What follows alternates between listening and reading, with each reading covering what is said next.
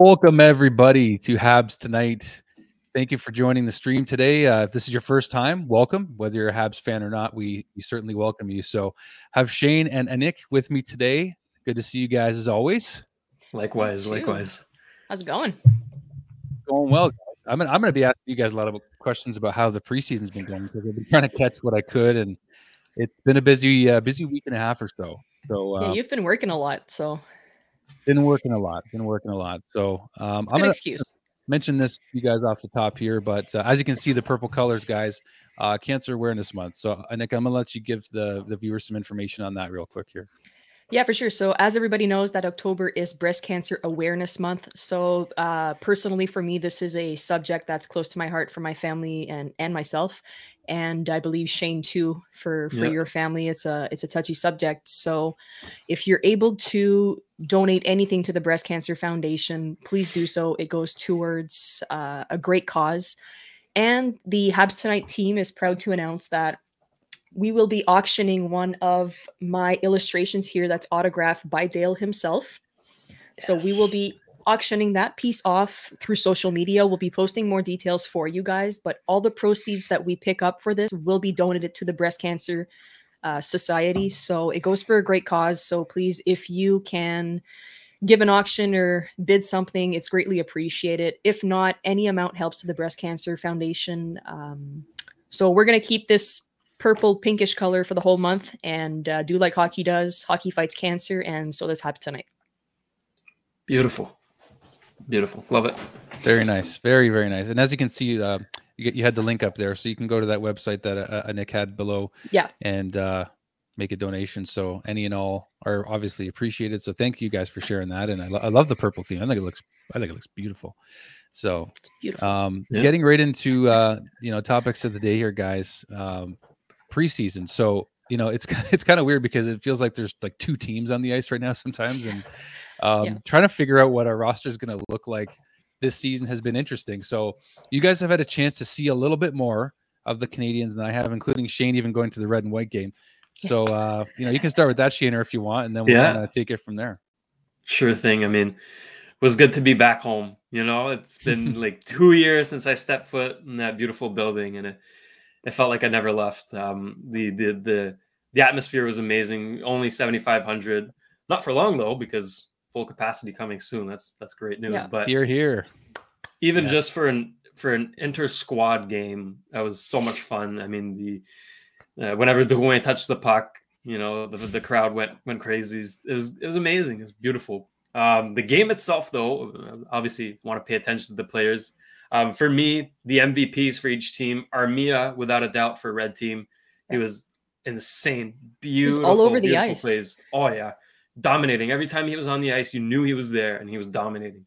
Loved it. And then for white team, the team who got smashed, I mean, they didn't really do much. But I have to say, Alexander Romanov was by far the MVP of that team.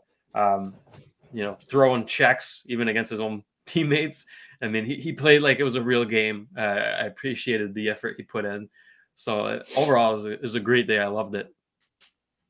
I fully agree. Just like watching it from a home perspective, you could see, I'm going to agree with you, Romanov was playing like it was Game 7 versus Toronto. He was being roamy, dishing out hits. Yeah. And I love the intensity that he's been bringing during his training camp. He's showing that he wants to be permanently in the lineup, and he doesn't want to be scratched for another playoff game, So I think he's going to scratch his place onto the lineup this year, and he's going to have a great season.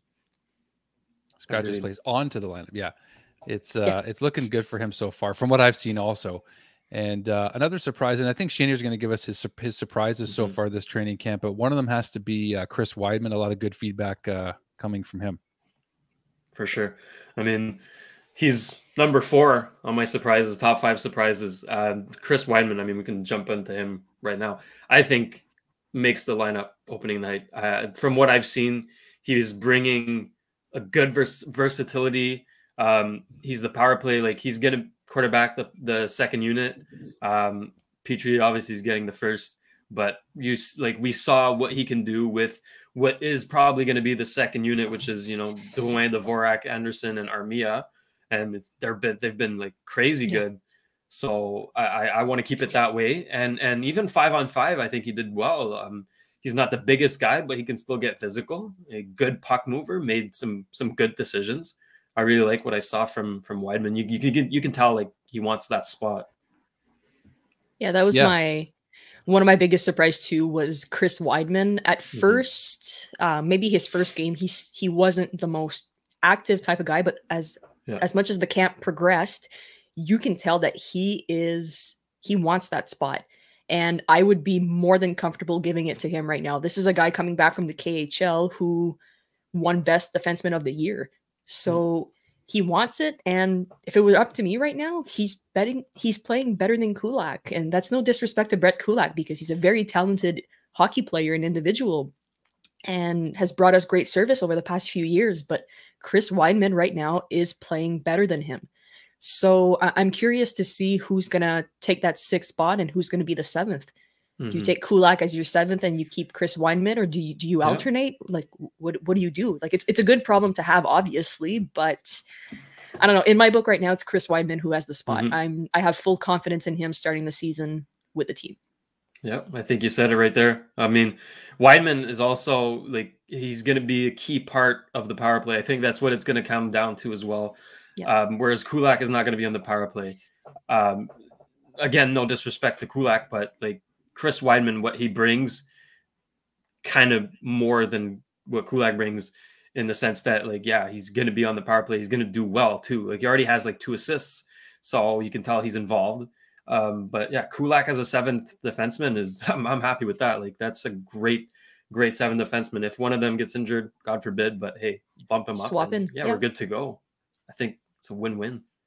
Yeah. So why don't you just go through, Shaner, your top 5 if you want to do your surprises first, and then we'll just get right to all of them. Sure thing. So number 1, Jonathan Drouin. I watched both interviews he did with Renaud and Chantal Machabé, and you could tell he had the fire in him. He was gonna have a breakout season. I was excited, but I wasn't prepared for this. Like, I think he already has like 4 assists. The chemistry with Dvorak and Anderson is beautiful. And he's involved physically too. That's what a lot of people have been reprimanding him for, is not getting involved in the boards and hitting people. He's hitting people, like, he's in it. And he's gained weight a little bit, like muscle weight, so he can throw the body around. Like, I remember just last game, he created like 2 penalties. So that's something that we haven't seen a lot from Dewine, and that's another aspect he can bring. I think he's going to be lights out this season.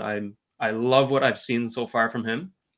At number 2, I have Joel Armia. Again, in the Intrigus squad game, was beautiful. I mean, made so many nice plays, and even in the preseason games, he's been great on the power play, making sweet plays.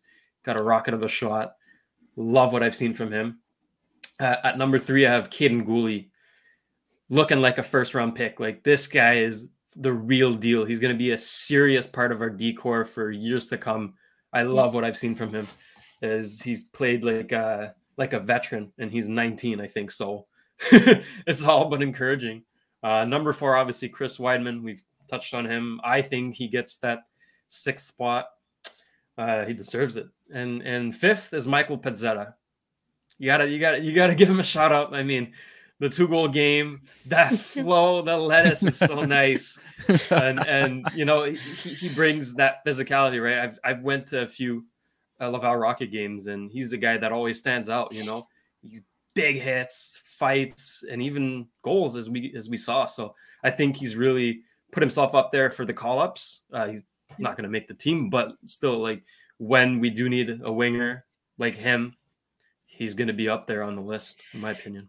He's the type of player, I feel like a lot of fans were saying he reminds me of Ryan White, just the type of player he is, right? And I feel like we could benefit from having a gritty guy like that against gritty teams. If you're playing against Toronto, Ottawa, Boston, those teams where you just know it's going to be a physical game, it's the type of guy you want in your lineup to protect your star players and to throw a body around if ever you need it. If the gloves come down, he's the guy you send out. So, but like you said, he's also been scoring, and his ability to play is really good as well. So I think he's going to make the list for call-ups. I'd be fine with that. no issues whatsoever having Michael Pezzetta in the lineup for a call-up. In our thumbnail, you can see him. He's just got a lot shorter hair. So, but he looks like just he's for the having a flow. blast. Just for the flow. Yeah, he's having a good time. Beautiful. And he's also just seizing his opportunity so far. Yeah. And that's a good comparison, I think, with Ryan White, you know, former line mate of our boy Dale Weiss as well. So I like that comparison, and just a guy that, again, he's got some size. I've seen enough from him to tell, like, you know, he's going to bring a good energy to the lineup when he comes in, and he'll be one of the first call-ups from Laval for sure. And I think we'll all look forward to seeing him in and what else he can bring. But that's a really good thought on bringing him in against Boston. I was already starting to picture that. You know, just going into the corners there. So that'll be great to get him in. The rivalries are going to start again, right? We haven't played these guys in over a year. So you can bet your butts that Boston's going to come out swinging. Everybody's going to come out swinging. Wow. This year. And it's going to get physical. So I'm just worried. Like, we've got some guys who can throw it around. That's not a problem, but it's just that extra piece to take care of it that I would love to have, especially against those teams. I want to get right into lineup predictions with you guys because, you know, we have some injuries still. Obviously, we've got Hoffman, Carey Price. We all know, of course, is, you know, waiting in the wings, and there's a couple that are slipping my mind right now. But why don't we just go through lineup predictions right now with you guys and see who we are gonna see on the opening night roster on October 13th against Toronto. Yeah. So my first line, it's unequivocally like Toffoli, Suzuki, Caulfield has to be that line. Obviously, Caulfield hurt his shoulder there. That was one guy I was trying to think of. Fluke injury, but he's going to be ready back. To come back though. Oh yeah. Did you guys hear what he said on the press conference? Caulfield. Yeah, Dr. Caulfield. That's amazing. Dom Duchamp called him Dr. Duff. He's like, I didn't know he was studying medicine at Wisconsin. Yeah. He's ready to come back, but he's going to wait. So I'd rather wait too. Smart boy. No, that's good sign. That's a good sign. He wants to come back, you know. So I think that line's going to do some damage this season. And our second line as well. Dvorak, Dewine, Anderson, no doubt about that. The chemistry is insane. 11 points right now. Yeah, Dvorak already has 2 goals. Anderson has 2. Dewine 4 assists. Like, it's beautiful. I love it. Duvine's going to be a big playmaker for Dvorak. We've seen it already. So I'm anxious to see regular season of that line. It's exciting. Our top 2 lines are just exciting. Dirty. That's gonna be nice. Third line is where it gets a little tricky. I think Evans is a lock for center. Yeah. Also Galley on the right, and then on the left, when Hoffman comes back, probably slots in there. But for now, it has to be Armia. He's played so well; he deserves that third line spot. And I think there's also good chemistry between those 3. They haven't really played together that much, but I've seen Armia and Evans go on pretty well together, and then Galley fits in with anybody. So I think I like that line a lot. And then fourth line to start the season, I have Ryan Poehling at center, Lehkonen on the left, and Mathieu Perreault. A lot of people are saying Mathieu Perreault at center, but if you have Poehling, who is a center, I'd have Poehling there. Perreault on the right, Lehkonen on the left. When Cédric Paquette comes back, though, if Poehling doesn't prove himself, Paquette's going to take that spot. Poehling's going to go back down to Laval. That's what I wanted to touch on before we get to defensive pairings here is, with all respect to Ryan Poehling, who's a fan of the show, who's been on the show, such a talented hockey player. I was expecting so much more this camp. Is it his surgery that's keeping him back? Is he keeping it reserved because he doesn't want to do too much? I don't know. Like, he played great against Ottawa on Saturday night, but I don't know. I was just expecting more from him, and the way Cédric Paquette was playing before he got injured, I absolutely enjoyed the way Paquette was playing, and Paquette was in my lineup over Ryan Poehling. But that's just me. I don't know if Ryan Poehling did enough to make the team. I don't know. And at this point, when we're recording too, we do have 2 more games left in the preseason. So we have Toronto Tuesday, and then I think it's Ottawa Thursday. So that being said, you wonder, and I want to ask you guys this, as I think it looks like Shane's a little frozen. Yeah, we lost so Shane. Hopefully we can get him back. Oh, he's coming back. But I want to ask you guys this too. I'm wondering Dom Ducharme's thinking on how he's using Poehling in the preseason right now. Do you think it's fair to maybe look at who his line mates are in order to evaluate how his preseason's been going, or do you think it's really just all on Poehling at this point? Shane, I'll let you go ahead with that one. Yeah. Obviously, like, he hasn't played with, big players, but still, I think he has played with Lehkonen. But, yeah, at this point, like, I don't really want to blame it on his line mates. It's really on him, because we saw what he could do in Laval last year. He was lights out. Fantastic player, probably the best on the team. And then this year, it's not really showing. Yesterday He's had a not, good game, but he's not not enough. first on Not the enough. puck. He's not skating. He's losing his one-on-one battles. Like, it's just key things that it doesn't, like you said, it doesn't matter to the line mates, really. It's on him right now. So for somebody who's competing for a spot, not only with Evans, but with Paquette and the possibility of Perreault playing at first, I was personally just expecting a lot more from his camp. But I mean, what am I? I'm just a armchair coach. So no, I think we've all seen the same thing. Ducharme has also kind of jabbed at him in press conferences, like he expects more, and it's unfortunate to see, because we know what kind of potential Poehling has. We saw, like, again, Laval last year, he's probably the best player on the team. What is wrong? Like, what is not happening here? Because I don't know, he should be like lights out, but it's not the case, unfortunately. Well, he's got 2 games left to prove it, right? Yeah, like he's still got 2 games left, and I'm just curious if preseason is just kind of a mental thing too, because even a couple of years ago, a buddy of mine went to see a game and Jonathan Drouin just looked like he didn't really care to be there. So he obviously, Drouin knows he was a lock to make the roster at that point. So I don't know what, like, I mean, Poehling mentioned it even in his first interview before any sort of practices took place, that everyone's on their own journey.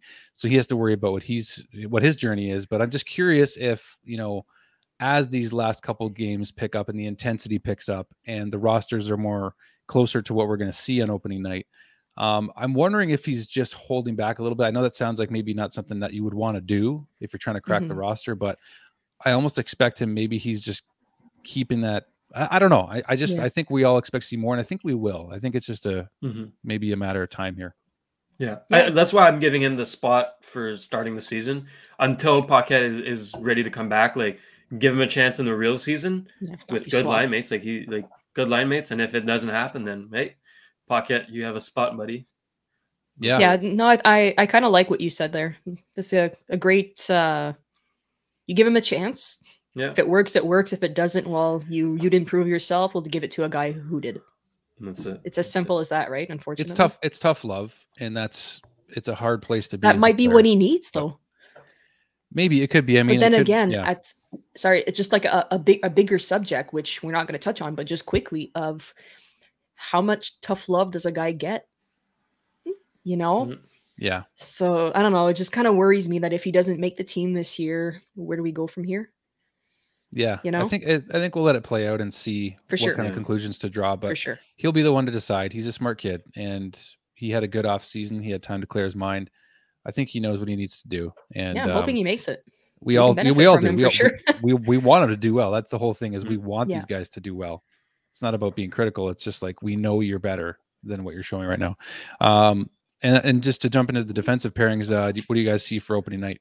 Yeah, I have Edmondson, Petrie, the beautiful man, the steady line. That's, you know what you're getting out of them, and I think they're a lock for the first pairing. And then I have Romanov jumping up with David Savard. That is the bruiser line. Like if you get in front of the net when those two guys are on the ice, good luck, buddy. Like you're kind of screwed.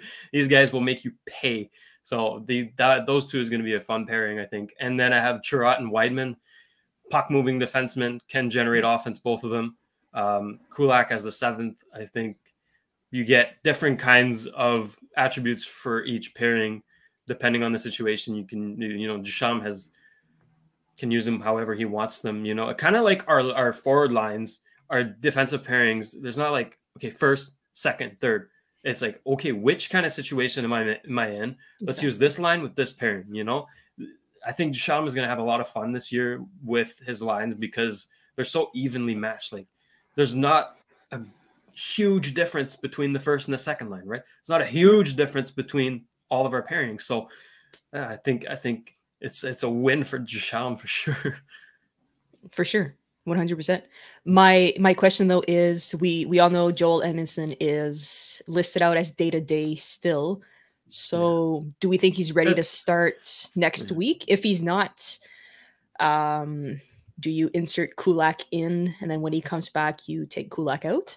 For sure. I'm basing it off of what I've heard. Like, okay, Edmondson should be good to go. Yeah, should be. Not confirmed. So if he's not, I'm probably bumping up Chiarot with Petrie, and then sliding Kulak with Weidman.